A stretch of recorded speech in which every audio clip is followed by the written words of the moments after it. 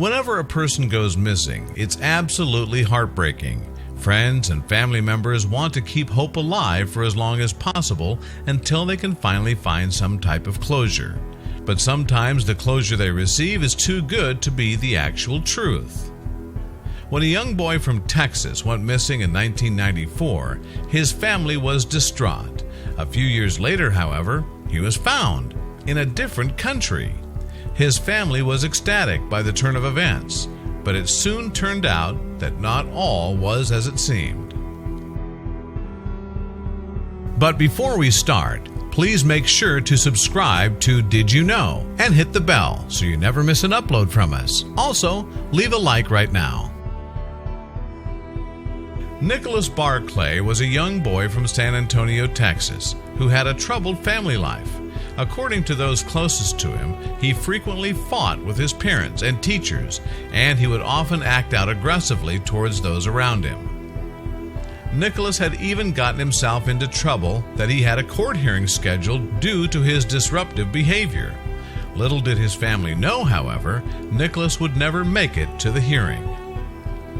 The night before Nicholas was scheduled to appear in court, he went out to play basketball with a few friends. After the game was over, the boys all returned home, but Nicholas was never seen again.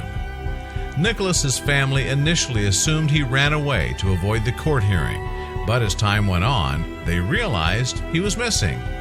Nearby counties were alerted and flyers were distributed, but sadly, no one was able to offer any clues as to his whereabouts. Finally, on an otherwise normal morning in 1997, a full 3 years after Nicholas went missing, the Barclay family received a phone call from authorities that left them stunned. The police said they'd found Nicholas. They explained that a young man claiming to be Nicholas was found in a small town in Spain. It was the miracle the family had been waiting for 3 exhausting years. Nicholas was immediately put on a plane and sent back to Texas to reunite with his eager family. Both the family and police desperately wanted to find out what happened 3 years earlier.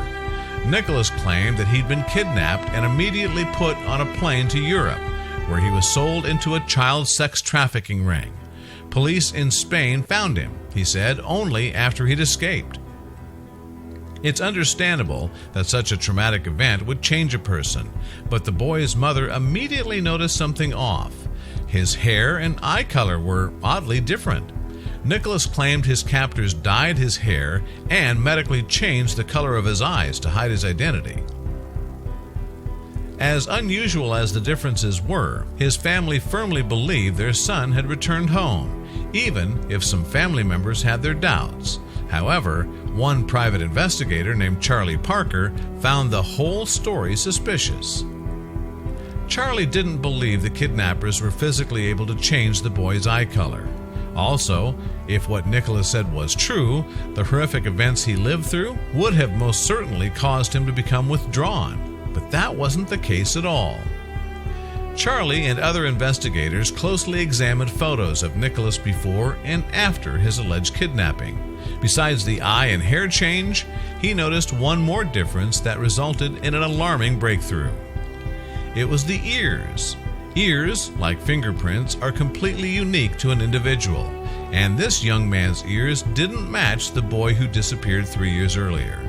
But if the person they found wasn't Nicholas Barclay, who exactly were investigators talking with? It was actually a 23-year-old Frenchman named Frederick Bourdin, who was posing as the 16-year-old boy.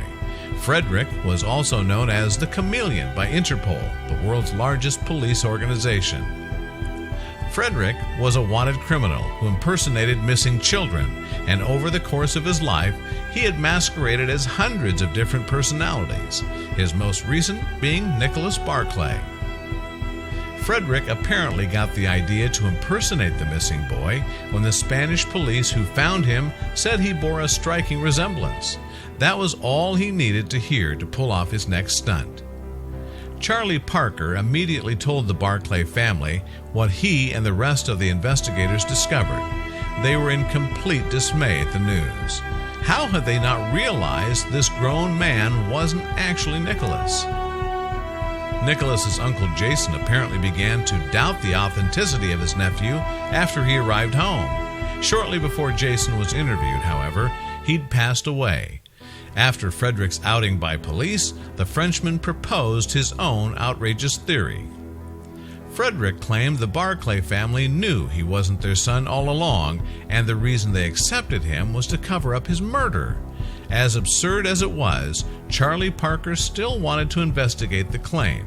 Was the young boy's aggressive nature too much for his family? Charlie never found conclusive evidence that the Barclays had a hand in Nicholas's disappearance. He even went as far as digging through the Barclays' backyard in search of a body, but he came up empty-handed. Even though he hadn't found any substantial evidence, Charlie didn't quite believe the Barclay family was completely innocent in Nicholas's disappearance. The family, of course, said otherwise, but with all the mysterious circumstances surrounding the case, no one could be sure. This case is far more than just bizarre. It's almost unreal. Who knows if the truth behind what happened to Nicholas Barclay will ever come out?